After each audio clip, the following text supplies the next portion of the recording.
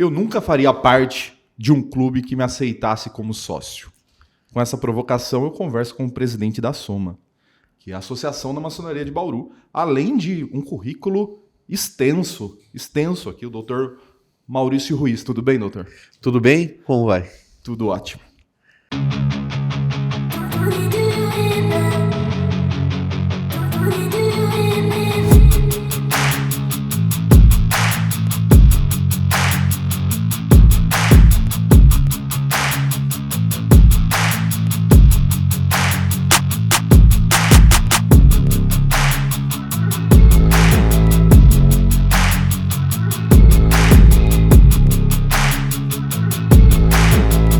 Callwork, começando mais um Além dos Outdoors. Nos siga nas redes sociais e se inscreva no nosso canal no YouTube, tá? E nos escute nas rádios que agora estão nos retransmitindo, né? Temos várias rádios agora nos retransmitindo.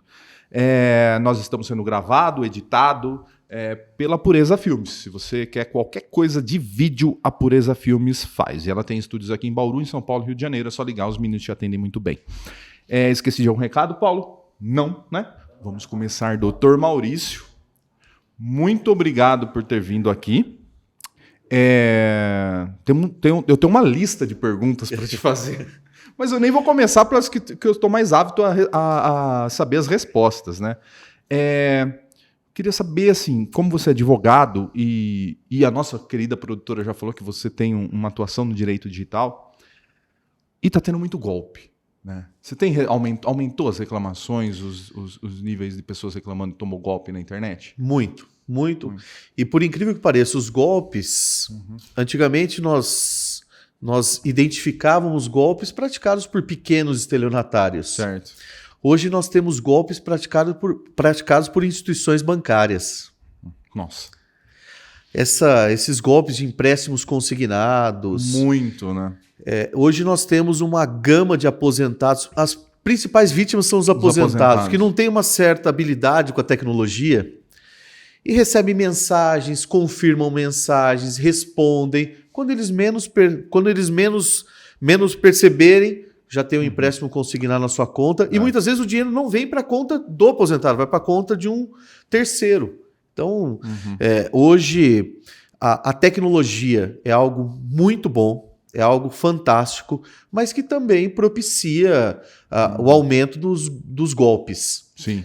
E a dificuldade com a educação digital, a educação tecnológica das pessoas um pouco mais velhas favorecem esses golpes, os golpistas. Eles não têm afinidade com os dispositivos tecnológicos e eles acabam respondendo questionamentos, eles acreditam em muitas coisas. Antigamente as pessoas ligavam na sua casa, você tinha como identificar o número de telefone, a origem da ligação, você tinha como identificar uma série de coisas e quem era o golpista. Hoje, com a internet, o cara pode aplicar um golpe em outro continente. Ele manda uma mensagem, você clica, responde, pronto, já caiu no golpe. Então nós temos aí, dentro dos principais golpes, clonagem de aplicativos de troca de mensagens. E aí os amigos e parentes dessas pessoas são as vítimas. Aconteceu comigo a semana passada. Golpe do falso sequestro ou não, preciso de dinheiro, transfira. Mandou pro meu pai. Não, preciso pagar o IPVA do carro, me transfere. Ele quase transferiu. Ele só não transferiu. Ele não fizeram porque normalmente isso é tratado com a minha mãe. E ela achou estranho, mas por que ele falou pra você e não pra mim? E aí me ligou. Falei, não tô no bar, não tô pagando nada. E a hora alguém pegou os dados lá e falou assim, anota meu número novo, eu tive que trocar e começou a pedir Pix pro meu pai. E o meu pai é aposentado e eu noto muito, o celular dele é insuportável, do número de vezes que toca durante o dia, é insuportável. E o Android, ele é inteligente, ele já escreve assim, possível fraude na hora que toca o número. E eles falam de uma maneira com ele, eu já atendi, né, pra ver como que era. E eles falam de uma maneira com ele assim, ô senhor Oswaldo, nós temos aqui 20 mil reais pro senhor, como se fosse um dinheiro que ele tava lá. Você não sabia que o senhor tem 20 mil reais aqui para receber? eu deposito agora na conta do senhor. E é um empréstimo. Exato. Né? Eles falam como se esse dinheiro estivesse lá com eles e fosse do meu pai e ele precisava mandar pro meu pai. Exato. E aí depois é um empréstimo para não sei quanto tempo, nos juros absurdo e desconto em folha, que é uma beleza, né? Eles têm 100% de certeza que vão receber em dia, né? Se acontecer alguma coisa com o aposentado, eles têm um seguro. Então, eles emprestam dinheiro com 100% de garantia, aplicando juros de 1%, 2%. São juros menores do que os juros normais do mercado. Para crédito pessoal sem comparação, né? Mas é risco zero. Risco zero. E muitas vezes o aposentado não quer aquele crédito. Não Exatamente. quer. E nós tivemos alguns casos em Bauru. Esses foram casos de fraudes realmente. Isso está sendo investigado ainda, inclusive pela polícia, em alguns casos. Eles utilizam como prova da vida dessa pessoa uma foto. Então eles têm uma foto do aposentado numa determinada agência, e nós já tivemos 2 ou 3 casos em Bauru em que a mesma foto foi utilizada para justificar 3 ou 4 contratos de empréstimo consignado de bancos diferentes. Então nós percebemos que existe uma quadrilha especializada em agentes financeiros, em instituições financeiras por trás disso, vendendo seguros. Porque eles recebem comissão, eles recebem participação nesses empréstimos celebrados. E os aposentados, infelizmente, são as vítimas da vez. As vítimas da vez, com certeza. Tem outro golpe que minha irmã caiu nesse, que é a pessoa invade o Instagram da pessoa e começa a publicar coisas para vender. Você conhece a pessoa, é seu amigo, você confia. Aí você manda uma mensagem. Nossa, tá vendendo por esse preço essa televisão? Ah, olha, tá vendendo. É minha amiga que tá indo embora para os Estados Unidos e tá vendendo o apartamento dela inteiro. Aí você fala, pô, tá barato, eu quero. Olha, tem alguém que já quer. Faz o Pix para ela, que eu já falo que é seu, né? Que é minha prima. Que é Aí você faz, tá confiando. Até a pessoa publicar nas outras redes sociais. Gente, invadiram o meu. E o dinheiro já foi. E Exato. o Pix, agora, que é uma maravilha para nós, que a gente se paga o tempo todo com Pix, dá um trabalho, porque ele vai, mas não volta, né? Nunca mais. Você transferiu, já era, e não tem como cancelar, o banco não consegue mais cancelar. E acabou, né? Essa transferência do Pix é instantânea. Com o TED, com o DOC, nós ainda tínhamos um delay na operação. Era possível, alguns minutos depois, você cancelar aquela operação. Com o Pix, não. E essa questão é muito comum também. São golpes muito comuns. E aí vale sempre aquelas dicas de segurança. Habilite, a verificação em 2 etapas, 2 fatores. E agora tem até um aplicativo que você instala no seu tablet, no seu telefone, que é um aplicativo de verificação daquela senha. Eu tenho. Eu também tenho. Eu também tenho. Isso tudo serve para dificultar o trabalho do golpista. Mas nada conseguirá impedi-lo se você passar a senha. E muitas vezes nós passamos a senha para o bandido. E o que é muito comum? Você recebe um link, um e-mail, um link dizendo o seguinte: olha, aqui eu tenho uma promoção. Se você clicar nesse link, você receberá R$50 de bonificação em tal lugar. Cashback. Você clica, um voucher. Esses dias eu estava rodando na internet, acho que era 50 anos da rede Atacadão de supermercados, e você ganharia R$150 se clicasse num link. Pronto, aquilo é golpe. Ninguém dará dinheiro à toa. A recessão que nós temos no Brasil, os problemas financeiros que nós temos no Brasil, uma rede de supermercados dará R$150 para cada pessoa. A troco de quê, né? Exato. Então fica sempre a dica. Desconfiem de promoções milagrosas, desconfiem de promoções que fogem da regra do mercado. Se esse copo de água vale 10, eu não vou vender por 2 na internet. O máximo você vai achar alguém vendendo por 9. Exato. Desconto então, bom. O diretor desse programa, que é o Paulo, ele sempre fala isso. Ele fala o seguinte, assim, só cai em golpe quem... Como que é? Quem é ganancioso, que está atrás de uma vantagem muito grande, aí cai no golpe. É o golpe do bilhete premiado, o antigo golpe do bilhete premiado. Na verdade, a vítima estava tentando aplicar um golpe no matuto. Aquele cara que, olha, eu vou comprar o bilhete premiado que vale 200, eu vou comprar por 10. Estava tentando aplicar um golpe no outro. E ele caiu no golpe. Então é um duplo estelionato, digamos assim. Tá. E sempre essa questão da ganância, vou tentar receber uma vantagem indevida, alguma coisa, é exatamente isso. A maioria dos golpes, não digo todos, mas a maioria são de propostas absurdas, propostas milagrosas, enfim. Temos sempre que tomar um cuidado especial com isso. É assim mesmo. Eles fazem também o site idêntico a grandes marketplaces, a grandes sites, assim, copia o site igualzinho da Americanas, manda o e-mail, você entra, pô, é Americanas e tá vendendo por isso, pô, vou comprar, né? Exato. E não é o site da Americanas. Exato. Aí você compra. Aí você compra, você passa os dados do seu cartão, você passa tudo e não é nada daquilo. É difícil. Doutor, eu vou inverter a pauta, porque eu tô pensando nos cliques e na audiência, claro. Sou um caça-clique. Vamos falar sobre a Soma. O que é a Soma e qual o papel da Soma, assim, aqui em Bauru? Bem, a Soma é a Associação dos Maçons de Bauru e Região. Certo. A ideia, nós temos em Bauru e Região aproximadamente 24, 25 lojas maçônicas. Nós temos 25 lojas? 25 lojas maçônicas. É muita coisa, né? Bastante, bastante. Em Jaú, você sabe quantos tem em Jaú? Porque eu sou de Jaú. Jaú são 3 lojas. Eu tive Só 3. contato com as lojas maçônicas de Jaú semana passada, por causa da tragédia, da enchente, o que aconteceu. E a Soma, através da Soma, eu fiz contato com os veneráveis, são os presidentes da loja, para oferecermos o que estivesse ao nosso alcance, um apoio. Perguntamos inicialmente se existia algum estrago, algum dano a algum maçom ou alguma loja maçônica. Eles disseram que não, mas que a população estava precisando de ajuda. Os maçons de Jaú moram bem, doutor. Eles não moram lá perto, não encheu, não. Eu frequentava das acácias lá. Sim. Eu ia nos almoços lá que tinha. Não sou maçom. Não tive essa honra, mas eu frequentava porque a minha ex-cunhada era filha de Jó. Filha de Jó.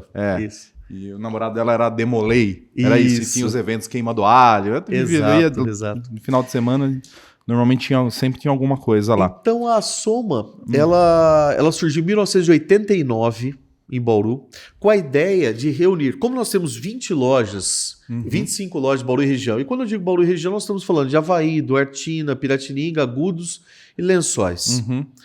Essa é a extensão territorial da Soma. Quando nós falamos dessas lojas, cada loja tem o seu rito de trabalho, cada loja tem a sua potência que ela está vinculada.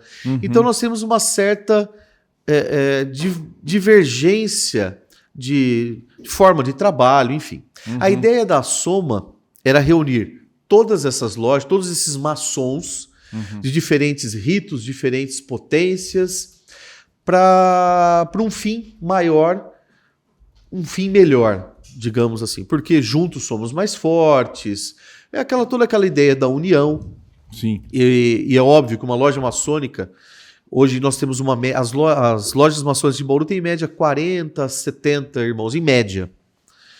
Então nós temos lojas de 40, outras de 80, 90, enfim. Mas uma média de 50, 60 irmãos por loja. É óbvio que 60 pessoas têm uma força, mas 1.200 com a Soma, dentro da Soma, tem uma força maior e podem ajudar de uma forma mais concreta a sociedade. Então, através da Soma, a ideia era a união de esforços, a união de pessoas, através de um eixo comum, de uma ideia comum, que é a maçonaria, para propiciarmos eventos mais fortes para a cidade, eventos sociais mais robustos, para conseguirmos ajudar melhor a cidade, a sociedade. Um dos aspectos mais legais da maçonaria é a parte da caridade. Né? Sim. Vocês não chamam de caridade, vocês chamam de outro nome. Benemerência. Mas é a mesma coisa. Mesma coisa, né? E qual a porcentagem assim, da mensalidade? A mensalidade é só para manutenção da loja ou uma parte vai para benemerência? Sim. Bem, nós temos... Cada loja tem a sua regra. Então nós temos, obviamente, a manutenção da loja, manutenção se o templo é alugado, se o imóvel é alugado ou não, energia elétrica, enfim, pequenos gastos. E nós temos uma arrecadação especial destinada à caridade. Tá. Então, em todas as sessões, nós arrecadamos um dinheiro, um valor, que é destinado especificamente para a caridade. Uhum. A maçonaria, ela não é uma religião, ou ela é uma religião? Não. Ou eu posso... Você tem uma religião? Sem ser Tenho. Qual religião você Católico. é? Você é católico. Sou católico. Católico, mas o catolicismo não gosta muito dos maçons, não, né? Isso remonta a alguns séculos atrás, por quê? A maçonaria sempre foi voltada para a ciência, a maçonaria sempre foi voltada para a verdade, a maçonaria sempre foi voltada para a defesa do povo. Isso incomoda os poderosos. Uhum. Então, a partir do momento que a igreja, isso num passado remoto, a igreja, através da Santa Inquisição, perseguia qualquer pessoa que pensasse contra ela, Sim. pensasse de forma científica, a maçonaria também foi uma instituição perseguida. Uhum. Então, lá atrás, até mesmo por talvez falta de conhecimento, falta de debate aberto sobre o assunto, houve algumas rixas. Nós já tivemos muitos sacerdotes da Igreja Católica, inclusive, que foram maçons. Nós temos muitas pessoas que são praticantes de todas as religiões que pertencem à maçonaria. Tá. Qual é a exigência para ser maçom? Acreditar em Deus. Exatamente. A primeira exigência. Se você acredita em Deus, você pode ser maçom. Não importa qual é a sua religião. A fé que você professa é uma segunda questão e uma questão pessoal. A maçonaria não interfere na sua religiosidade. Ela apenas exige que você acredite em algo. O que você sabe sobre a maçonaria? Muito pouco, eu só sei que é uma seita. A maçonaria em si, ela é boa. Maçonaria? Não conheço. Não sei te responder essa pergunta. Eu sei pouco. Tenho conhecidos que são. Eu até conheço, mas eu não sei exatamente o que eles fazem. Não é uma religião, né? Segundo a pessoa que eu conheço, não é uma religião. É uma instituição que eu acho que o intuito deles é de se tornar a humanidade melhor, né? Maçonaria eu sei bem pouco, é uma coisa meio secreta, né? Então eu não tenho muita informação, não. Eu concordo com a maçonaria porque eles trabalham em silêncio. Assim, conhecer, como se diz, oficialmente, a pessoa assumidamente que é maçônica, eu nunca conheci, não. Mas assim, a gente tem aquela lenda da assinatura com os 3 pontinhos, essas coisas, mas eu não conheço ninguém, não. É diferente totalmente do cristianismo. O cristianismo, ela faz questão de fazer a divulgação. Já o maçom, eles trabalham no silêncio, ajuda, socorre as pessoas, resolve alguns problemas da sociedade, mas você não vê ninguém fazendo propaganda, eu sou maçom. Então eu concordo com a maçonaria quando ela trabalha no silêncio, porque também não é todo tipo de gente que pode ser maçom. Acreditar em Deus, mas eu acho que grande parte da população brasileira acredita em Deus, certo? Sim. E eles não são, a grande parte da população brasileira não são da maçonaria. O que falta para eles, então? Bem, a maçonaria, eu poderia dizer da seguinte forma. A maçonaria, eles selecionam algumas pessoas para que façam parte, para que se desenvolvam. A maçonaria, eu costumo brincar, costumo dizer que é uma academia. É uma academia cívica, é uma academia moral, é uma academia científica, que visa melhorar o ser humano, tornar o ser humano melhor. Eu gostaria que todos fizessem parte da maçonaria, todos. Uhum. Mas a maçonaria tem regras muito claras. Você não pode fazer isso, você não pode fazer aquilo, você tem que seguir algumas coisas. Nada contra nada em relação a ilegalidades, nada em relação a imoralidades, nada disso. Por exemplo, na maçonaria, todos são iguais. E é muito difícil... Mas tem graus dentro da maçonaria? Existem graus hierárquicos apenas. Uhum. Cargos, alguma coisa. Então não são iguais, doutor. Não, são iguais no tratamento. De que forma? Por exemplo, eu já passei por todos os cargos dentro de uma loja maçônica. Certo. Já fui. foi aquele grão venerável, não sei o que lá. Isso. É legal os nomes, eu gosto. O cargo máximo dentro da loja é o venerável, que é o presidente da Venerável, loja. é. Isso. Venerável mestre. Eu já fui o venerável. Muito bem. Mas eu sou tratado de forma igualitária nas minhas obrigações. Eu pago a mesma coisa que um irmão que acabou de entrar na maçonaria. Eu tenho os mesmos direitos, eu tenho os mesmos deveres, eu não tenho nenhum benefício a mais.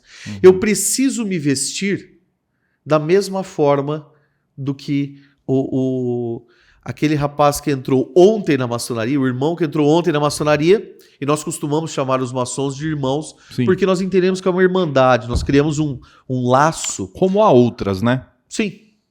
Há Sim. outras. E qual a diferença? Tipo assim, o Lions ou... Como chama aquele que mandava? Que todo mundo queria fazer... Rotary. Rotary. Todo mundo queria fazer intercâmbio Sim. com o Rotary, né? Qual a diferença? Que vocês protegem um segredo da criação do universo e vocês não contam pra ninguém, é isso? Conta pra gente, doutor. Ou não, ele não pode contar, sabe por quê? Porque senão o pescoço dele será cortado, o corpo dele arrastado pra não sei o que lá, jogado no mar não sei aonde. Eu sei das coisas, doutor. Não, eu posso dizer assim, sem maiores problemas.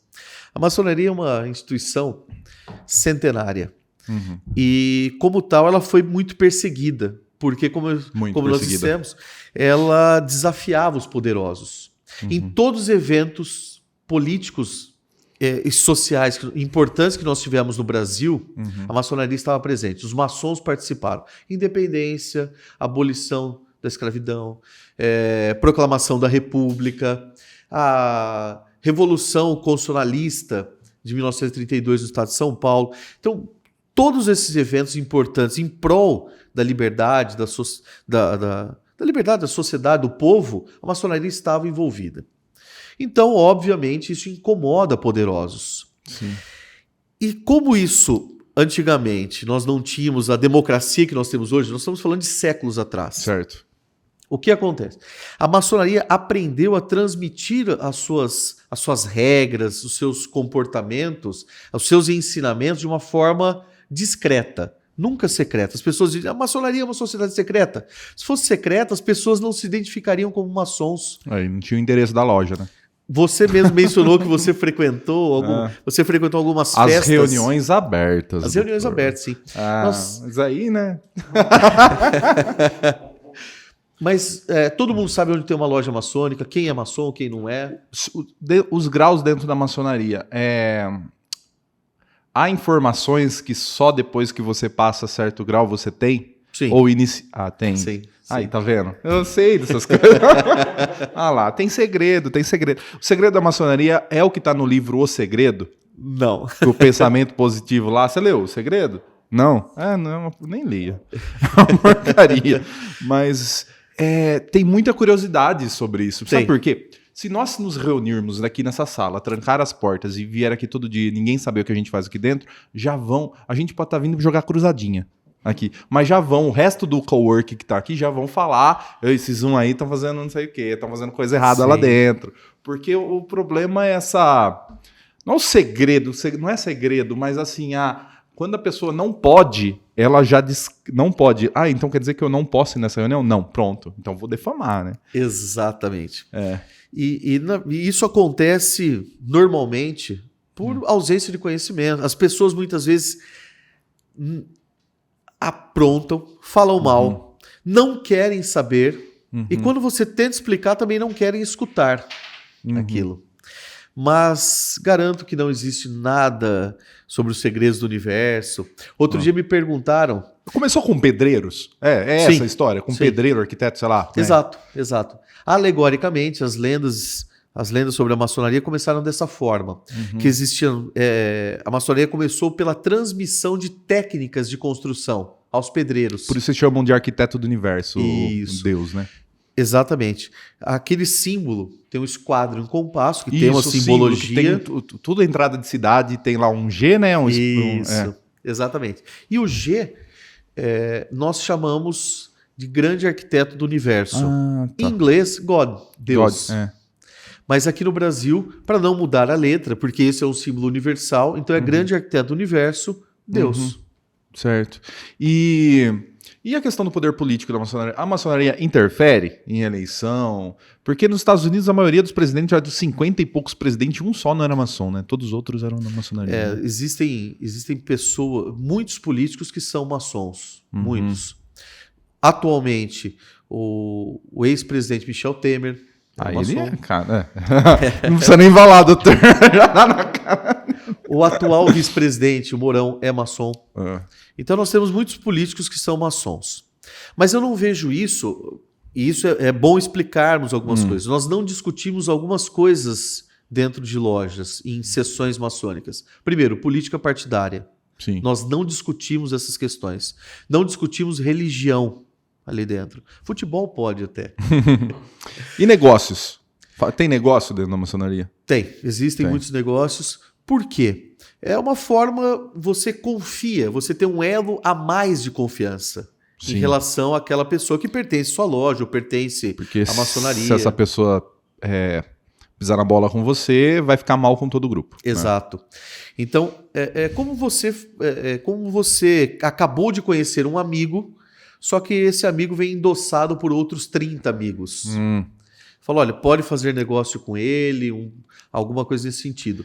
Então, existem negócios dentro da maçonaria, mas não são exclusivos. Não existe, não, maçom só faz negócio com maçom. Não, isso é bobagem. Porque é todo mundo rico. Esse é outro engano. Na maçonaria, um dos É que segredos... eu só conheci maçom rico. viu? Nunca conheci um pobre. Um dos segredos da maçonaria, como eu mencionei, é a evolução pessoal, evolução intelectual, evolução moral. E nós ensinamos uma coisa, e aqui fica um dos segredos da maçonaria, é louvar o trabalho. Então todos aqueles que são iniciados na maçonaria, eles aprendem isso desde o início. Trabalho, trabalho, trabalho. Primeiro lugar, nós temos algumas ordens de importância. Primeiro lugar, para o maçom é a família. Primeira coisa, primeira preocupação, a família. Segunda preocupação, trabalho. Terceira preocupação, a maçonaria, de uma forma geral. Então nós prezamos muito pela família, prezamos muito pelo trabalho sério, ininterrupto.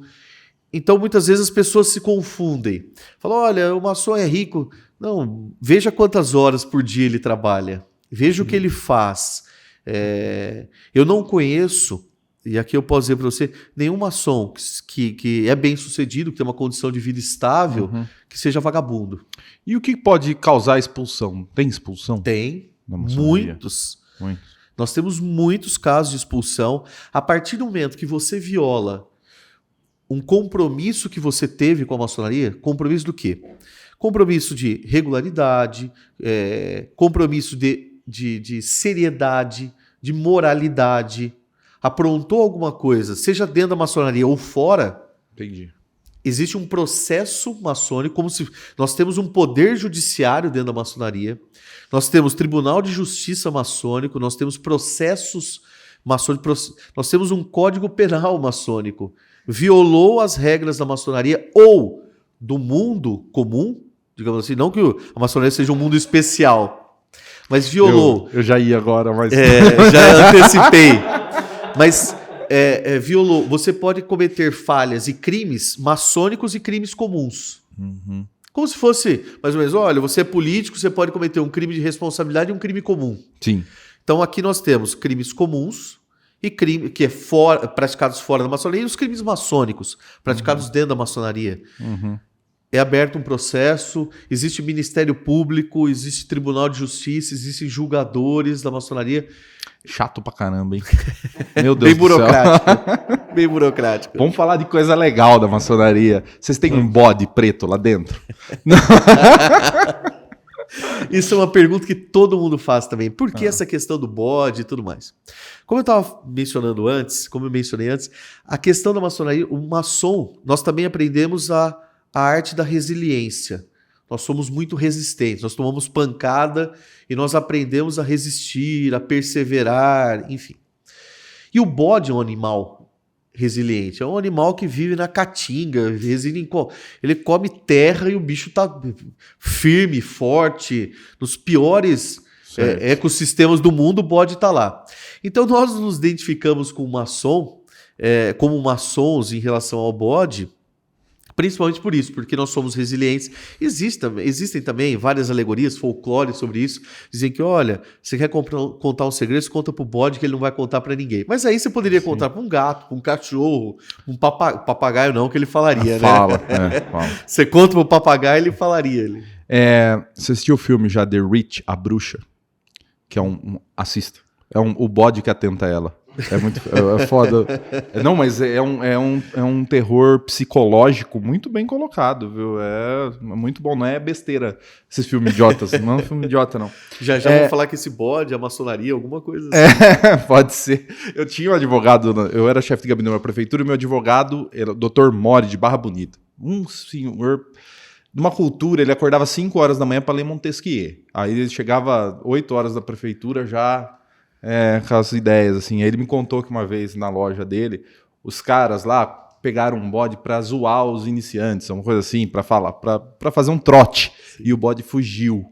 E aí o bairro todo ficou falando deles, que acabou com a imagem, cada uma zoeira, eles perderam a imagem do negócio. Nós nos preocupamos muito com isso também, por isso que nós...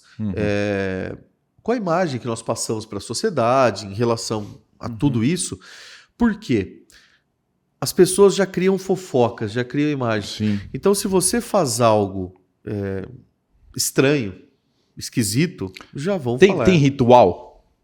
Existem. Ritual. Existem rituais como se fosse uma missa. Entendi. Quando você vai numa missa, uma missa católica, um culto evangélico, você tem um ritual? Um ritual. Olha, nós temos... Primeiro nós faremos isso, depois isso, depois isso, depois isso. Pronto. Na maçonaria, os trabalhos dentro de uma loja maçônica são dessa mesma forma. Nós seguimos uma lógica e um ritual. Entendi, que é desde sempre. Desde sempre. 1000 anos. A maçonaria oficialmente tem aproximadamente 300 anos, como instituição reconhecida e tudo mais. Existem folclores, alegorias, enfim, que remetem a templários. Antes disso, por exemplo, você mencionou agora há pouco duas organizações paramaçônicas. São vinculadas à maçonaria, mas não são maçonaria. Filhas de Jó e Demolay. Sei. Essas instituições, a própria Ordem Demolay é em homenagem a Jacques Demolay, que foi morto em 1395, se eu não me engano, se não me falha a memória. E o nome dele em homenagem o nome da ordem em homenagem ao Jacques Demolay, que foi o último grão-mestre dos templários. Então, existe... Tem ligação dos templários com a maçonaria? Isso... Nem sabe se os templários existiram mesmo. Exato, isso é muita alegoria, muitas histórias. E nós costumamos dizer também que o nosso cérebro tem os dois lados. Tem o lado lúdico e o lado científico. Sim. Quando você transmite uma informação usando ciência, usando razão, e usando alegorias, histórias, questões lúdicas, unindo essas duas partes da mesma transmissão de conhecimento, você atinge os dois lados do cérebro, transmissão fica melhor. Dan Brown, você assistiu o Código da Vinci? Assisti. O livro é muito melhor que o filme. Todo mundo fala isso, né? Não, mas o filme é muito bom. Ele une, né, uma parte histórica, que é verdade e tá lá, com a parte que ele criou lá, que não é tão verdade. Mas é isso, a maçonaria protege os descendentes de Jesus Cristo que estão vivos até hoje. E vocês, dentro da loja, estão lá e vocês não querem contar pra gente? Talvez esse seja o segredo. Não é isso. Um frasco com o sangue de Jesus que está em algum lugar? Não. Gostaria de saber também. Talvez o grau que eu estou hoje, talvez ainda não permita isso. Não permita você saber. E pode sair? Pode, claro. Pode sair. Nós costumamos dizer que a partir do momento que você se torna maçom, você será maçom eternamente. Então você tem um compromisso, você tem um dever conosco de moralidade, civilidade, de vários compromissos. Mas você, em dado momento da sua vida, muitas vezes você não tem tempo para frequentar a loja, você não tem tempo para os trabalhos sociais, você não quer mais continuar, você tem outros projetos de vida, você simplesmente se afasta da maçonaria, podendo retornar a qualquer Chama momento. dormir, né? Mas Exatamente. Adormecer, mas popularmente chamado. só que continua sendo maçom no mesmo Continua jeito. sendo Então maçom. você nunca sai da maçonaria. De uma certa forma, você não tem mais o dever de frequência. Você não Sei. precisa mais Mas as frequentar. obrigações da comunidade da loja, né? É Isso, você se afasta um pouquinho, às vezes você pode retornar, como também nós temos maçons que se afastam e permanecem afastados por projeto de vida. Viu? E os cumprimentos? Essa parte é legal, né? Que fala assim, não, dá a mão não sei de que jeito, 3 pontinhos na assinatura. Que história que é essa? Daí você me explica. Os 3 pontinhos, isso é tradicional, isso é cultural. Uhum. Que é o do triângulo. Isso, Tá. Exatamente. O triângulo, o número 3 na maçonaria tem um significado muito forte. O triângulo... É a forma geométrica perfeita, né? Constante. Exatamente. Né? Então, na verdade, na assinatura, os 3 pontinhos é para identificação maçônica. Uhum. Então, por exemplo, se você vai assinar um contrato, enviar um documento, alguma coisa nesse sentido, a assinatura com os 3 pontos. E detalhe, tem muita gente que quer copiar e faz errado. Tem uma posição certa para ser feito esses 3 pontos. Muita gente copia. Muita gente copia. Todo mundo colocou isso aí na assinatura. Você tem que inventar outra coisa. Exato.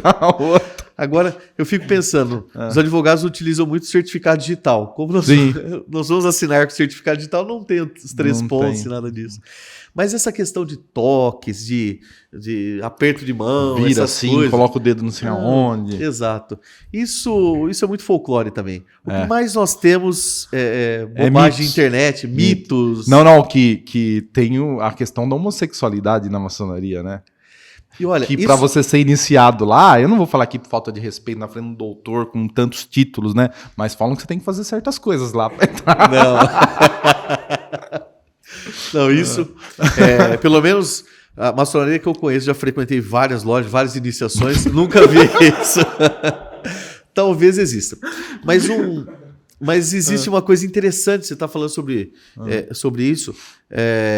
Nós, por exemplo, a minha loja, ela segue um ritual, ela segue uma vertente da maçonaria francesa, Grande Oriente da França. Existem outras lojas que seguem o Grande Oriente da Inglaterra. E o Grande Oriente da Inglaterra já tem aceitado a transexualidade na maçonaria. É evolução, né? Evolução natural. Então a maçonaria, como toda organização, ela também evolui. Isso era um tabu enorme, mas que nos últimos 2 anos ela passou a discutir, passou a aceitar. Ainda nós não temos os trabalhos das mulheres na maçonaria. Nós temos trabalhos vinculados à maçonaria. É que é clube do bolinha, né? Só pode homenzinho. Mulher não pode ser. Elas podem fazer algumas coisas, mas nas reuniões ordinárias que tem lá não podem participar. É isso. Porque mulher é muito fofoqueira, né? Ela vai lá, ela vai contar. Ela vai contar pras amigas o que contaram lá, o que falaram. Eu sei, talvez seja isso. Né? Com certeza é isso. E nós temos relatos de alguns maçons que, logo que eles são iniciados, depois eles nos contam, né? Eles trazem o feedback em casa. Que a mulher chega. A mulher chega e fala, não, você tem que me contar. Não posso, mas você tem que me contar. Como você não vai contar pra mim? Exato. Logo pra mim. Viu? E dentro da maçonaria? Não é dentro da maçonaria, não. Você acredita no diabo? Na existência do diabo? Olha... Do mochila de criança. Coisa ruim. Eu acredito em Deus e eu acredito numa dualidade. Tá. Na questão da dualidade. Da mesma forma como Deus pode influenciar positivamente, eu acredito que o diabo possa influenciar negativamente. Na maçonaria nós tratamos isso de outras formas, como virtudes e vícios. Isso está presente no nosso dia a dia. Nós não temos que temer os vícios. Nós temos que entendê-los e nos manter longe deles. Enfim, os vícios estão presentes, tentações estão presentes a todo momento. Entendi. Porque eu tinha uma dificuldade, eu tive uma adolescência e meus professores cuidaram que eu me fizesse ateu, né? Ou meus professores de física e etc. Depois, na faculdade também, eu sou formado nas áreas sociais, fui fazer ciências sociais, geografia, essas coisas. Ateuzão, né? Sim. E agora eu tô numa fase que... Agora eu vou na missa toda sexta-feira. Toda sexta-feira eu vou na missa. Amanhã é dia de missa, inclusive. Tô numa fase de acreditar em algo superior, mas que as religiões não me contentam. Nenhuma. Porque tem falha em tudo, na lógica, né? Sim. Mas em algo superior, numa energia, eu até falei com o padre, falei assim, eu acredito de repente uma energia positiva que rege as forças da natureza, algo que deixe tudo assim. Mas agora, no dia, eu não consigo acreditar, tipo assim, que tenha um diabo, entendeu? Um inferno, uma coisa assim. Vocês sabem, né? Vocês podiam contar. É um cone que está embaixo de Jerusalém. É um cone embaixo de Jerusalém. Quem falou isso foi Newton, acho, né? Foi algum cara famoso. E algumas questões interessantes sobre... Quando você acredita num princípio energético, por exemplo, você tem vibrações boas e vibrações ruins. Sim. Tanto pelo menos eu não diria que eu sou sensitivo, nada disso.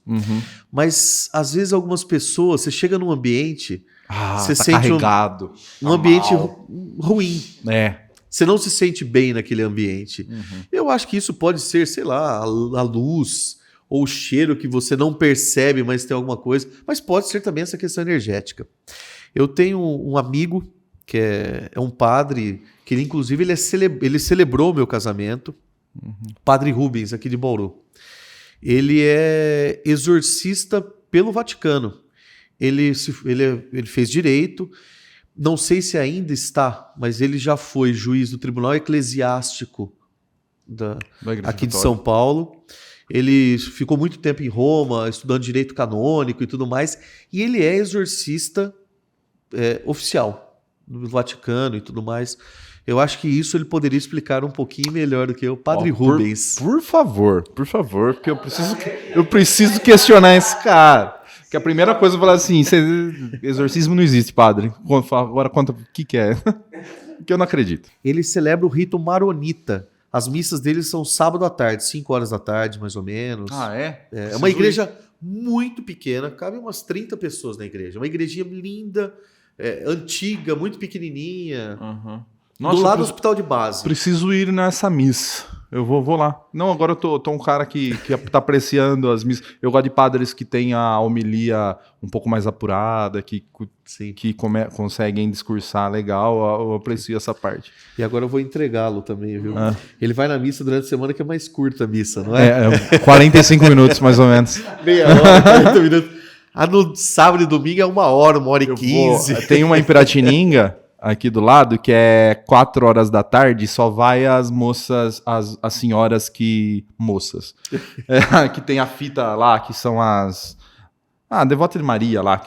E a missa é 4 horas da tarde, 4h40 eu tô no carro já. Que você indo embora. 40 minutinhos, o padre resolve rapidão lá. E o Padre Rubens, ele é uma pessoa muito interessante porque, volto a dizer, ele é formado em Direito também, ele morou muito tempo em Roma...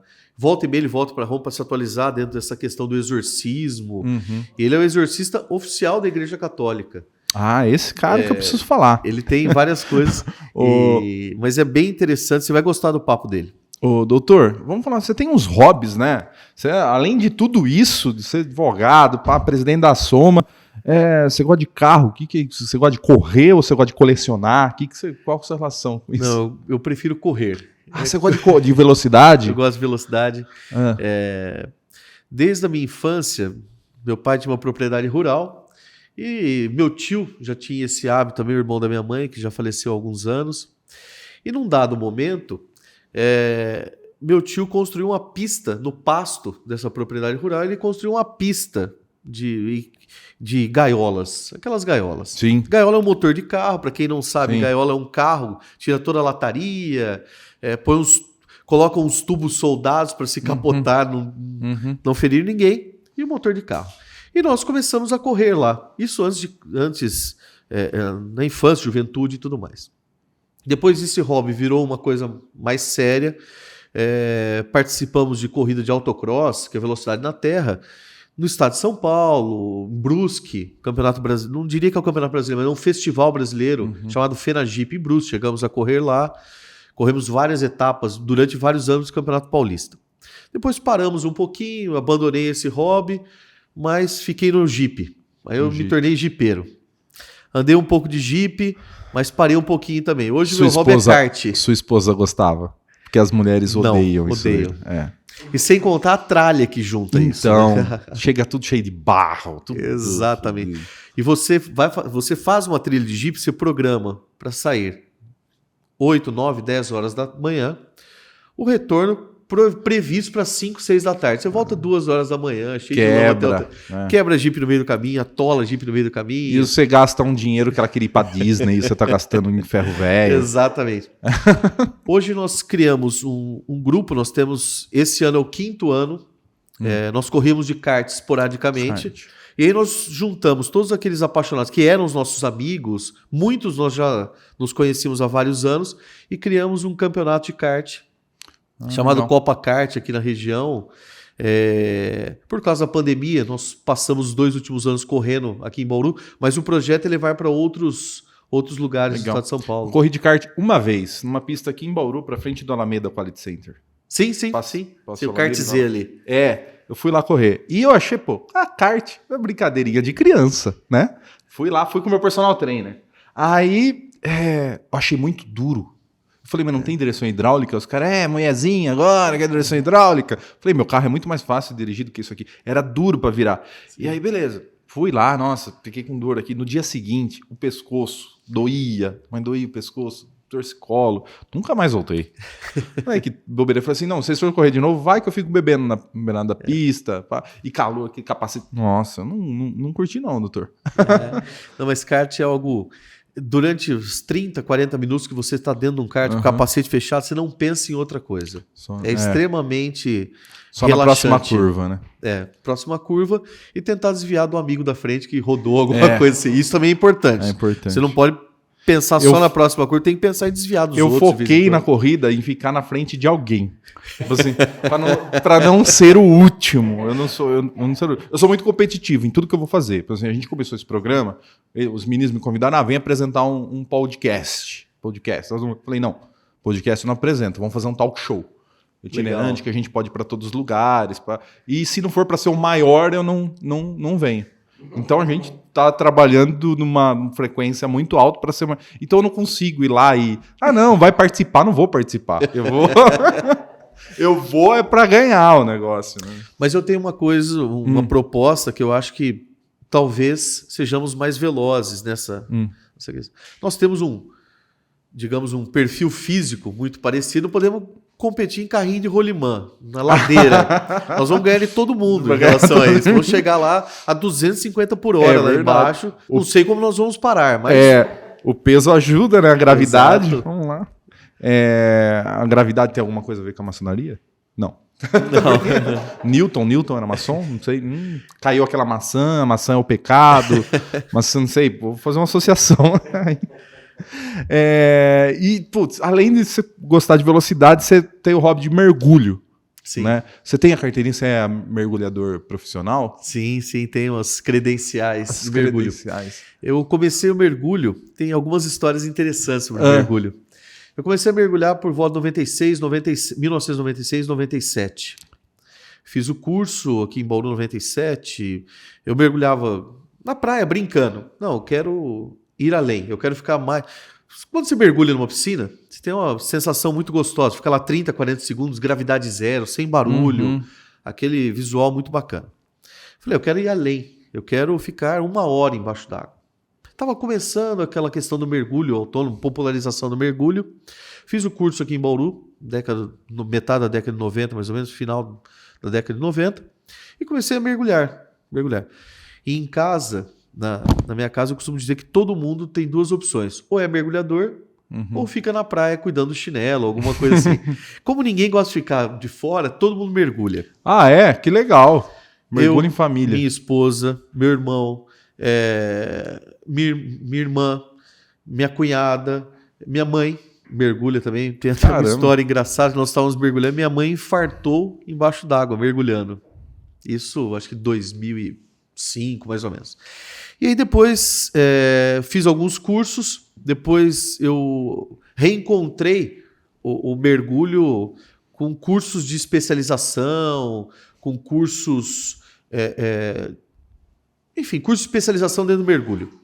Tem um amigo aqui de Bauru, que é o Cadu, Tem é a única escola de mergulho em Bauru, salvo engano. O Cadu, também aqui, já que vai ter corte, vamos falar também. É um cara, talvez, que vocês possam entrevistar também, o Cadu da Mariar. Ele é instrutor de mergulho e tal. E aí o mergulho entrou na minha vida de novo, a partir de 2012, 2013 mais ou menos. Eu fiz os cursos, todos os cursos de mergulhador técnico, mergulhador em naufrágio, mergulho profundo, e tenho curtido muito desde então. Abandonei muitas outras coisas, por exemplo, Jeep, eu parei um pouquinho para me dedicar um pouquinho mais ao mergulho. É mais arriscado correr de Jeep ou mergulhar? Porque mergulho tem... Você teve dor de ouvido já? Já, muitas vezes. Coisas. Muitas vezes. E a descompressão que você não pode subir muito rápido, né? Tem uns macetes, umas coisas. Nossa, e conforme você vai evoluindo dentro do mergulho, você vai arriscando um pouquinho mais. Você vai fazendo cursos para isso. É um risco programado, você se prepara para aquilo. Então a questão do mergulho técnico é um mergulho que tem mistura de gases, você não respira o ar comprimido que nós temos aqui na superfície, você começa a mergulhar com outros gases, outra mistura gasosa. Você começa a mergulhos descompressivos, como você mencionou. Um exemplo desse, eu estive em Fernando de Noronha, tem uma corveta, 57, 60 metros, de 50 até 60 metros. Ela está... Caramba, é muita coisa. Bastante. E o peso no corpo? Porque assim, você está a 50 metros de profundidade, tem 50 metros de água em cima de você. Exatamente. E pesando, não é? Sim. Cada 10 metros, ele dobra a pressão atmosférica ao nível do mar. Então, por exemplo... Não entendi nada. Vamos lá. Nossa, a pressão atmosférica ao nível do mar é de 1 atm, uma atmosfera. Isso. A cada 10 metros, você passa 2 ATMs. Tá. 20 metros, 3 ATMs. A cada 10 metros, você tem uma atmosfera a mais. 50, 60 metros, está 7 atmosferas. Isso significa que o seu pulmão, a compressão dos gases dentro do seu pulmão é 7 vezes maior. O volume do seu pulmão, teoricamente, se você prender a respiração na superfície e chegar até 70 metros, o seu pulmão ele diminui a 1/7 do volume. E aí tem um outro problema. O problema é quando você respira e sobe. Ele vai ter uma expansão. Aí tem todos os problemas das doenças descompressivas, a expansão dos gases. E é por isso que quem quer mergulhar, para mim, é o melhor esporte. É o esporte mais relaxante. É um esporte e hobby também. Faça cursos sérios. Qualquer um pode comprar um equipamento de mergulho na internet, no eBay, alguma coisa assim. Não pode porque é caro, né? Mas hoje nós temos equipamentos a preço bem acessível. E você pode chegar na praia, ninguém vai pedir a sua credencial de mergulho se você está mergulhando na praia. Vai mergulhar de qualquer jeito. O meu primo, Robson, um abraço, ele faz pesca subaquática, né? No rio. Sim. E aí, sem cilindro. Sim, sim. É uma loucura. Ele põe um pé de pato, pega um arpão, entra, só um snorkel, nada 2 km, mergulha 4 metros, 5 metros de fundura, dá um tiro no peixe e volta nadando. Exato. Falei, você vai morrer qualquer hora. E ele fala, não, é suave, é tranquilo. Eu acho vocês tudo louco, assim. E eu sou do time que fica na areia, tomando uma, escutando uma musiquinha ali, cuidando dos chinelos seus, vamos lá. Eu tô fora disso. Meu pai também era dessa turma.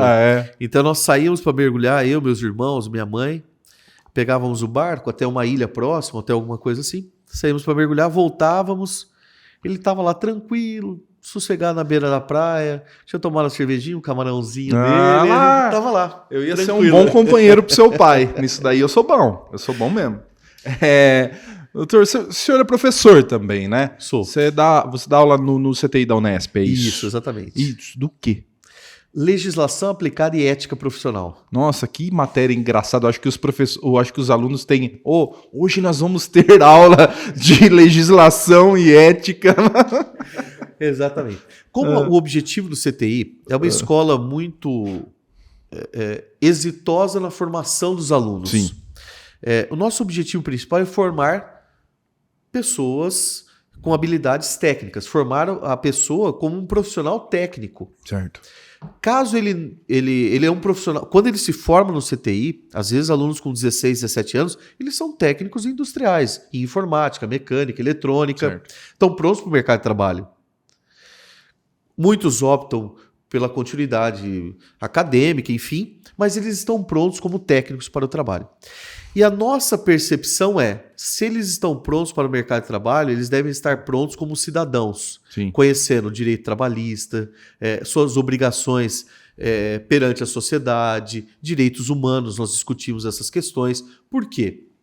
Se você joga um jovem de 16, 17 anos no mercado de trabalho despreparado, ele ou será enganado, ou ele enganará alguém por desconhecimento, inclusive.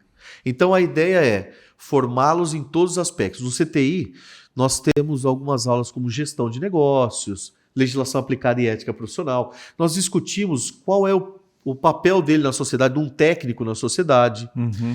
E eu acho que isso é o diferencial do CTI. Não importa que o aluno está cursando ensino médio profissionalizante, que ele pretenda fazer outra faculdade. Uhum. Ali, quando ele se forma, ele é um cidadão. Ele conhece os direitos, suas obrigações, a cidadania no termo mais amplo, realmente. Uhum. Não, acho muito legal. Antes daqui da entrevista, você estava conversando com o pessoal da Pureza, falando sobre eventos de tecnologia, de bate-papo, essas coisas, né? Sim. Você é presidente do Commit, né? O que é o Isso. Commit e qual a finalidade, assim, qual a intenção do Commit? O conselho é um conselho municipal de ciência, tecnologia e inovação. Uhum. Nós entendemos que a inovação, a tecnologia pode mudar a realidade das pessoas, pode melhorar a qualidade de vida das pessoas e da cidade de uma forma geral, através principalmente de políticas públicas nesta área. Então o conselho, ele é um guardião, ele é um celeiro de ideias para transformarmos essas ideias em políticas públicas de ciência, tecnologia e inovação. Ele é um conselho relativamente novo, ele foi criado em 2019, quando ele foi criado, veio a pandemia logo em seguida. Nós tivemos basicamente reuniões virtuais durante todo esse período de pandemia e agora esperamos retomar as reuniões presenciais. Mas, em resumo, ele se dedica à criação de políticas públicas de ciência, tecnologia e inovação no município de Bauru para melhorar a qualidade de vida das pessoas, oferecer novas oportunidades, novas soluções para a cidade através da inovação, da tecnologia, da ciência. E nós temos trabalhado, um grande parceiro do Conselho desde o início também foi a OAB. Certo. A OAB também tem essa preocupação. Como advogado, sempre eu me orgulho muito da OAB. Eu acho que a OAB está presente em todas as questões importantes, todas as discussões importantes para a sociedade, a OAB está presente. Através de um posicionamento institucional ou do posicionamento dos seus membros, seus diretores. Você gosta do presidente da OAB nacional? Não, mudou, né? Mudou. Ah, é verdade. Eu gostava do Santos Cruz. Santa Cruz. Santa Cruz. Isso. Ele era polêmico, né? Ele era sim. E, na verdade, ele gerou uma polêmica muito grande em relação a quem era o pai dele. Surgiram algumas questões que fugiam a isso. Mas ele teve um papel importante no enfrentamento de algumas questões que eram importantes para a advocacia. Exemplo, garantia de processos justos, garantia de processos legais. O advogado, ele tem a missão de defender o mais culpado dos réus. Mas por que ele tem a missão de defendê-lo? Para que aquele réu culpado receba a pena justa. No Brasil, nós temos uma influência muito negativa sobre o Poder Judiciário da mídia. Eu já vi essa discussão que falaram de ter um atenuante quando o caso ganha proporção nacional. Sim. E percebam que as penas são diferentes. Uhum. Se você furtou uma pessoa, se você matou uma pessoa, se você roubou uma pessoa e o caso é julgado quietinho, acabou. Quando esse caso se torna midiático, quando esse caso está a todo momento na mídia, infelizmente, muitas vezes existe uma punição disciplinar para aquele caso. Sim. E se a punição é diferente dos outros casos, é injusta. A punição justa qual é? Fez algo, é culpado, que receba uma pena justa. Uhum. E aí, tem o papel do advogado. Eu gosto, eu sou advogado do diabo, né? Assim, apesar de não acreditar, né? E você acha que a pena que o Sérgio Moro deu pro Lula foi justa? Processos e processos. Bom, eu acredito que esses processos, em especial do Sérgio Moro, eles tiveram alguns questionamentos por parte dos advogados, eles tiveram muitos enfrentamentos de nulidades, e volto a dizer, o papel do Poder Judiciário, de um juiz, de um promotor, não é se transformar no justiceiro e punir a qualquer preço. Não é isso. Eu acredito que esse processo ele passou por alguns órgãos, foram julgados, mas que ele possui muitas falhas, do ponto de vista técnico. Sim. É o que eu escutei grandes juristas falando, né? Fora da discussão se era culpado ou não. O processo espalhou nulidades e muita gente que é culpada, não só porque a Lava Jato não prendeu só o Lula, prendeu um monte de gente, né? Sim. E muita gente que deveria ser presa porque realmente é culpado, tem provas, vai acabar ficando solto porque o processo tem nulidades e os advogados gritavam o tempo todo, tá? Exato. Gritavam, era muito... A defesa do Lula, inclusive... Nossa, bradava o tempo todo, tá nulo o processo e continua até... Eu vou citar um exemplo. É terminantemente proibido, isso em todas as jurisprudências dos tribunais, a divulgação de gravação de algumas pessoas num foro comum, quando a pessoa tem foro privilegiado, uma interceptação telefônica. Outra coisa que é proibido, gravações fora do período de autorização. Então o juiz determina, olha, você pode gravar do dia 1º até o dia 15. Ponto. As gravações do dia 16 são provas nulas, são provas inválidas. E o juiz Sérgio Moro, acho que na ânsia de condená-lo, eu considero que ele enfiou um pouco os pés pelas mãos, não entrando no mérito se o Lula culpado ou inocente, nada disso. Não, mas faltou técnica, Exato. Faltou ciência pro Moro. Eu acho que isso talvez seja um pouco culpa da mídia. Ele tinha Globo aquela pressão dele, e pessoas na porta do fórum. O juiz é uma pessoa que deve ser imparcial, deve julgar de forma imparcial. O Ciro Gomes falou isso e quando ele falou, eu falei assim, tá aí uma coisa que ele falou certo, ele falou assim, o juiz tem que ser severo, quieto e estudioso, quieto. E não, quando começa a colocar gravata borboleta e ir para festas, para recepções e na mídia você já tira Exatamente. O juiz tem um papel fundamental de julgamento. Então ele deve se manter imparcial. Não importa se é Ministério Público, advogado de um lado, ou dois advogados, um de cada lado. Se o advogado é esse, ou outro advogado é aquele, ele deve se manter imparcial a todo momento. Você defenderia a Suzane von Richthofen?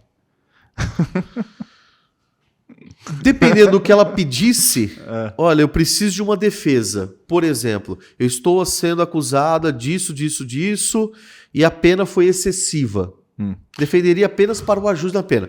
Nunca defenderia se ela pedisse, olha, você tem que provar, você tem que me defender alegando que eu sou inocente. Mas como todas as provas. Eu chego para você e falo assim, acabei de matar 5 caras, motivo fútil. Vai me defender. O advogado, ele tem primeiro o dever de sigilo com seus clientes, mas o advogado também não pode ser maluco, né? O cara foi preso com a faca na mão, tem gravação, ele deu a facada, ele fez tudo isso e o advogado entra com algumas teses em juízo, apresenta em juízo algumas teses dizendo que o cara é inocente, que aquele cara foi alguém com uma máscara de látex se fingindo passar, ou um clone dele. Existem alguns advogados malucos como esses. Eu tenho umas petições que a gente lê online, às vezes, assim, eu perco um tempo lendo essas coisas. Que os advogados fazem umas piadinhas no meio. Pode isso, Arnaldo? Como se o Galvão Bueno tivesse pro juiz. Eu acho muito interessante. E nas audiências, já aconteceram coisas legais nas suas audiências? Coisas engraçadas, inusitadas? Muitas. Desde briga da outra parte com o juiz, da outra parte. Por exemplo, hoje nós consideramos engraçado. Falando, nossa, que situação vexatória, engraçada. Mas em alguns momentos foi bem tenso. Uma vez eu estava numa audiência, houve um acidente, infelizmente fatal, em que o promotor estava um pouco distraído. Existia um interesse de menores, era uma ação indenizatória, existia um interesse de menores nesta questão. E o promotor fez uma pergunta. O rapaz foi atropelado por um caminhão carregado, o pai das crianças. Então era uma situação muito delicada. Caramba. A mãe estava ali, as crianças obviamente não. Era uma situação muito delicada. E no meio, o promotor distraído, folheando outra coisa, sempre correndo e tudo mais. No meio, quando foi dada a palavra ao promotor, ele perguntou assim, olha, o juiz indagou o que havia acontecido, o promotor foi fazer uma pergunta. E perguntou o seguinte, o que aconteceu com ele? Um caminhão de 50 toneladas passou em cima do cara, era uma ação indenizatória por morte. Aí o promotor perguntou, o que aconteceu com ele? Até o juiz falou assim, doutor... Você não sabe, né? Ele tá jogando lateral direito no Corinthians, ele faleceu aqui. Na hora gerou um clima tenso. Mas hoje nós até falamos assim, foi algo de distração. Brigas, confusões, eu já vi... uma mulher, numa separação judicial, que ela estava muito nervosa, pediu água, o juiz trouxe água para ela não tomou um gole de água, jogou tudo na cara do ex-marido. Tem uns que volta, né? Tem uns que vai lá para separar com o advogado e acaba voltando lá Também mesmo, tem isso. Né? No meio da audiência, fala, olha, esqueça, nós não queremos separar, não. Vamos para lá, enfim. Tem sempre isso. Doutor, tem alguma pergunta que eu não te fiz? Que você queria contar? Porque eu sou bom de não fazer perguntas também. Sou bom. Não, acho que não. É impressionante como você respondeu tudo que eu tinha para perguntar, sem nenhuma delonga. Porque normalmente o pessoal fala que, principalmente as questões que eu fiz sobre a maçonaria, você fala, não, eles não respondem. Não. Mas nós não temos o que esconder. É óbvio Tem que, sim. Que algumas coisas, por uma questão até mesmo que só interessam a quem faz parte, você... É a mesma coisa, se eu perguntar uma teoria do Milton Santos, olha, que o Milton Santos acha disso, quem não se interessa muitas vezes, ou quem não faz parte da geografia dos geógrafos, fala assim, não me interessa isso. Então, muitas vezes, algumas coisas são preservadas, mas todas elas são voltadas para a formação do maçom, formação e aperfeiçoamento intelectual, moral, pessoal do maçom. Hoje que começou mais um conflito mundial, né? Eu fiquei as manhã inteira assistindo canal de notícia com a mesma imagem. Isso me deixa muito triste, porque eu quero ver mais imagens, mais coisas. E ele só tinha uma, só os helicópteros lá da Rússia. Eu sou muito aficionado por geopolítica também. Sim. Aliás, o Paulo tem sobrinho do professor Macalé, que deu uma entrevista aqui pra gente. Foi meu professor. Sobre geopolítica, e foi muito bom. Se você está assistindo, assiste a entrevista com o professor Macalé aqui. Ele fala das tensões na Rússia há uns 3 meses atrás. Ele estava falando sobre a Bielorrússia, por que tem tensão lá e etc. Ele explica tudo no nosso programa. Porque esse programa aqui tem piadinha, mas tem o que também, Paulo? Informação. Aqui tem entretenimento de qualidade. Doutor, muito obrigado por ter vindo aqui, viu? Eu fiquei muito contente com essas respostas. Tem algumas perguntas ainda algumas informações que eu não tenho, mas eu vou conseguir com o tempo. Eu vou invadir uma loja maçônica para acompanhar uma reunião. Perfeito, muito obrigado. Eu que agradeço o convite. Eu convido, caso vocês queiram conhecer uma loja maçônica, normalmente nos eventos sociais da loja, almoços, jantares, ou até mesmo alguns eventos de benemerência, de caridade, as lojas são abertas. E normalmente um maçom é destacado para apresentar a loja, como ela é dentro da loja. A curiosidade é muito grande em relação a Tem isso. competição entre as lojas? A nossa é maior, a nossa é mais bonita. Tem isso daí? Eu acho que a partir do momento em que existe ser humano, pode existir ego também. Então essa questão de minha loja é maior, minha loja é mais bonita, isso pode existir num determinado irmão, um ou outro que começaram ali, digamos, a carreira maçônica. Ao longo do tempo nós percebemos que todas as lojas elas se interligam. eu, por exemplo, frequento. E o maçom pode frequentar várias lojas ao mesmo tempo.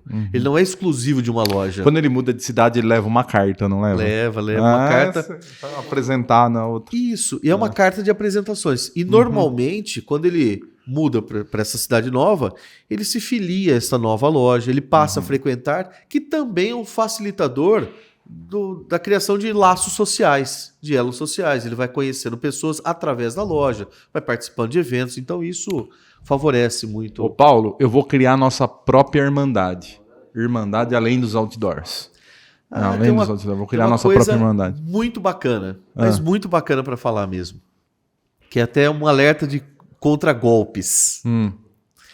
Existem várias maçonarias virtuais, maçonarias de internet. Se você entrar na internet, você vai ver, quero ser maçom, pague X que você vai se tornar um maçom. Tome cuidado que isso é mentira, isso é golpe. Com certeza. Os caras criam, teoricamente, uma maçonaria que não existe, não é a maçonaria correta, eles não ensinam nada, eles só querem tomar o dinheiro. Tem aula de filosofia dentro da maçonaria? Tem aula de filosofia? Temos muito. Tanto é que nós temos graus da maçonaria, os 3 primeiros graus, que nós chamamos de aprendiz, que é o grau 1, companheiro, grau 2 e mestre, grau 3. Depois, além disso, nós temos outros 30 graus no rito escocês e outros 9 graus no rito francês, outros 7 graus no rito francês. Então, no rito escocês, é o famoso grau 33, é o final. Esses outros 30 graus... Quanto tempo demora para chegar no grau 33? Que aí é o venerável. Não. O venerável é um cargo administrativo na loja. Ah, tá. Esse é um grau filosófico. Do 3 em diante são graus filosóficos, em que só se discute filosofia. E filosofia geral. Filosofia normal, filosofia antiga, filosofia moderna. Mas os gregos? Ou não? Não essa filosofia que eu Todos. estudo? Ah, é? Kant? Sim. Spinoza? Sim. Kant, Spinoza... Legal. Por isso que o Dr. Mori ficava lendo Montesquieu 5 horas da manhã. Era por isso, ele estava querendo progredir. Mas quanto tempo demora para chegar no grau 33? Ou nunca chega? Não chega. Nós temos vários em Bauru que são grau 33. No rito escocês, nós temos vários grau 9 do rito francês. E essas pessoas normalmente são, assim, o que eu reparei, as pessoas que têm um grau maior, elas são mais... têm um repertório maior, assim, de conhecimento, não dentro, mas, assim, conhecimento acadêmico. Sim. Por quê?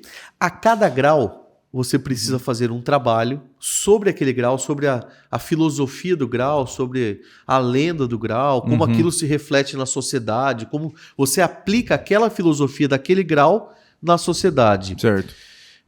E são trabalhos que muitas vezes seguem princípios acadêmicos, inclusive. Eu diria que, se o maçom se dedicar muito e não interromper esse ciclo, no mínimo ali uns 10, 15 anos, no mínimo 15 anos, não diria 15, mas no mínimo uns 12 anos de maçonaria para ele chegar estudando bastante. Entendi, 4 faculdades. Mais ou menos. Meu Deus do céu. Eu não já desanimei. Não quero. Vou fundar a própria Além dos Outdoors aqui, vai ser a nossa irmandade. A mensalidade vai ser baratinha, tá? Tem outros lugares que cobram. Eu fui convidado, olha, eu tô lembrando umas coisas aqui. Eu era assessor na Câmara de Jaú, o Dr. Gustavo, falecido Dr. Gustavo, lá era o advogado, ele me convidou pro Lions. Sim. Pro Lions. Aí eu tinha que pagar uma joia, eles chamavam de joia. O que era? Era a grana que tinha que pagar pra entrar. Ninguém me engana. Eu não vou pagar nada, doutor, desculpa aí, mas... Eu não vou pagar. Quando vai entrar na maçonaria, tem um presente que tem que dar lá, alguma coisa? Tem uma taxa. Não é joia, né? Disso. É uma taxa de iniciação, que essa taxa é uma taxa de cadastro junto a todos os órgãos maçônicos e tudo mais. Não é tão caro, não é uma joia, nada disso. Na época era 5 mil que tinha que pagar lá. Normalmente a maçonaria cobra menos do que isso. Cada loja tem a sua taxa de iniciação. Mas se você está dizendo que naquela época era 5 mil, hoje deve ser muito 10, mais. 15, E volto a dizer, a maçonaria ela não tem nenhuma proposta em se enriquecer. A instituição ela não tem um propósito de enriquecimento, nada disso. Tanto é que o que sobra de dinheiro fizemos uma arrecadação. Sobrou dinheiro, nós destinamos imediatamente para caridade. Sim. Então, Vocês não precisam desse dinheiro também, né, doutor? existem Todo mundo muitas... rico. Vai pegar, sobrou 2 contos. 2 contos é o whisky Macallan que vocês compram pra tomar no fim do dia. Aliás, o whisky eu nunca bebi porque eu sou pobre. Macallan, sempre tive vontade. Já tomou um Macallan? Ah lá. Eu tenho que comprar uma caixa ontem. Agora eu vou contar uma história até interessante de 2 amigos que fizeram uma aposta e apostaram 1 litro de Macallan. Aí um perdeu, pagou a aposta e o outro disse, olha, nós vamos tomar todos juntos esse Macallan. Não vou mencionar o nome deles, mas eles sabem para quem eu tô falando, os 2. E por sinal, os 2 têm o mesmo primeiro nome. Então agora eles sabem realmente. E aí esse amigo pagou a aposta do Macallan. O outro disse, não, nós vamos tomar juntos. Um dia ele marcou na casa dele, no apartamento dele. Começou a tomar o uísque. Eu não pude ir até a casa dele esse dia. Eu acho que era aula, tinha aula, alguma coisa assim. Falei assim, não, fica tranquilo. No próximo evento, o próximo encontro, nós tomamos. Só que ele tomou tudo. Tomou tudo. Eu tinha esperança de tomar o Macallan, mas dancei nessa história. Os 2 chamam Marcelo, mas eu não vou falar o nome deles. Não vou falar o sobrenome só, viu? Marcelos. Um que perdeu a aposta, o outro que recebeu. Tomaram sozinho. Se eu não me engano, o que pagou a aposta, ele não tomou também. Não tomou. Ou tomou a dose, alguma coisa assim. Mas tem muito essa mística, tipo assim, do maçom não ficar pobre nunca. Tipo assim, vocês vão em socorro ao irmão que tá com necessidade? Com certeza. Muito, muito, muito, muito. Essas questões, principalmente imprevistos, acontecem a toda hora. Então, nós temos essa perspectiva de ajudar, principalmente, os irmãos necessitados e tudo mais. Nós temos uma previsão de que em alguns momentos em que ele passa por uma situação drástica, nós o isentamos do pagamento de mensalidade, das custas da loja, despesas da loja, tudo isso previsto em regimento, em normas internas. Então nós temos isso também da proteção. E quando um maçom falece, nós temos como se fosse um seguro de vida. É um rateio entre todos os maçons, um valor pré-fixado. E nós pagamos um valor para a viúva, para os herdeiros, imediatamente, sem qualquer burocracia, sem aquela questão, olha, vai ter que ter habilitação, vai demorar 6 meses, que as companhias seguradoras normalmente fazem. Não, nós pagamos imediatamente, praticamente imediatamente. A família. Isso. A família ou a quem ele indicou. Às vezes ele indicou para uma amiga, para alguma coisa. Ele pode partilhar isso também. Ele deixa em vida essa divisão deste valor, que nós chamamos de mútua maçônica, esse valor. Mútua. Interessante. Nós rateamos, e é um valor significativo até que é possível pagar todas as despesas de funeral, às vezes até algumas outras despesas, uma reorganização, uma mudança de Vocês cidades. acreditam que há vida extraterrestre? Ou vocês acham que o mundo é o centro do universo? Não. Eu, particularmente, questões como essas não são discutidas porque elas partem da crença pessoal de alguns. Eu acredito que é óbvio, eu não diria que é óbvio, mas eu diria que é pouco provável que só exista vida na Terra. Nós temos bilhões de estrelas, um número incalculável de estrelas, de planetas orbitando essas estrelas. É pouco provável que só na Terra exista vida. Talvez não a vida como inteligente como a conhecemos, mas que existe. Vida existe. Eu faço as perguntas para anotar sua reação, porque eu já sei se você sabe ou não. Entendeu? Você vai dar uma resposta, mas talvez eu toquei num ponto que é um segredo, que aí eu sei, pela sua reação, eu sei, eles sabem disso. Eles sabem. Mas perceba que eu mantive bem o segredo. Se nós temos o Graal, se nós sabemos o grau, descendência de Cristo... O grau é importante. Ó, tem uma equipe de comédia inglesa que chamava... Caramba, eu esqueci agora, sou muito fã deles. Python. Monty Python. E eles têm Em Busca do Santo Graal. Exato. É muito, muito interessante. Então, ó, o Graal deve estar lá, né? Sim. Numa loja. A linhagem de Cristo, né? Que Exato. deve estar por aí o sangue, né? Sim. Isso vocês pegaram. O que mais? Tem um quadro de um cara que tem mais de 1000 anos na loja maçônica. Que ele já tem mais de de 400, 500 anos de idade. Também. Tem isso aí também? Também não. Já escutei Então, essa. é. Você não tinha nem escutado isso? Não. Então, olha, eu mantive o segredo. Se nós temos criação de bode dentro de uma loja maçônica ou não. Se nós Churrasquinho de sabemos bode é a bom. linhagem do Graal ou não. Se existe vida extraterrestre ou não. Então, tudo isso eu mantive o segredo. Mas confesso que eu não sei todas as respostas e nem a maçonaria sabe também. Gente, doutor, muito obrigado, cara. Prazer foi Valeu. todo meu. Nossa, foi demais o papo. Muito obrigado mesmo por ter vindo aqui e falado tão francamente, atendido. Nossa, tá? Bacana. As portas do programa estão abertas. Quando você tiver... Não, agora nós estamos em rádio aqui em Bauru. Nós estamos... Quando for ter eventos de caridade, de benemerência nas lojas, passa pra gente e a gente divulga. Muito bacana. Obrigado. Passo sim esses contatos. É muito importante o apoio da própria sociedade nesses eventos. Nós fazemos o evento, quanto maior o evento, maior o volume de dinheiro arrecadado, e todo o dinheiro arrecadado na maioria desses eventos que a maçonaria faz, quase totalidade, os recursos são destinados à própria sociedade. Então, quanto maiores os eventos, maior a arrecadação, melhor para a sociedade. Agradeço o convite, muito obrigado. Um papo muito bacana, muito franco, direto. E estamos prontos para a próxima já. Valeu. Pessoal, esse aqui é o Além dos Outdoors, o nosso talk show, o maior talk show do Centro-Oeste Paulista. Nós estamos aqui no Dewey Coworking. Se você quer fazer reuniões, se você quer um espaço adequado para fazer negócios, esse é um lugar excelente para você estar. Somos filmados e editados pela Pureza Filmes. Pureza Filmes tem estúdios aqui em Bauru, em São Paulo, na Avenida Paulista, porque os meninos são chique. E no Rio de Janeiro. No Rio de Janeiro fica onde, Paulo? Rio de Janeiro, na Princesa Isabel, Avenida Princesa Isabel. Avenida Princesa Isabel, que eu não tenho a menor ideia de onde fica. Eu só conheço eu conheço Copacabana, mas eu conheço ali só o Bip Bip ali, que toca um sambinha à tarde, é bom. Gente, se inscreva no nosso canal, nos siga nas redes sociais, nos ouçam na rádio, na Real FM, na Cultura Regional, e até o próximo programa. Tchau!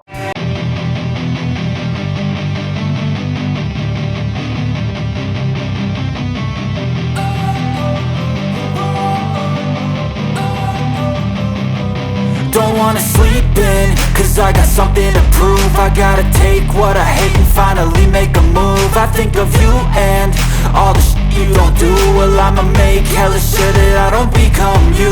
I have no regrets, yeah, I'll tie up my chest. I'll never forget what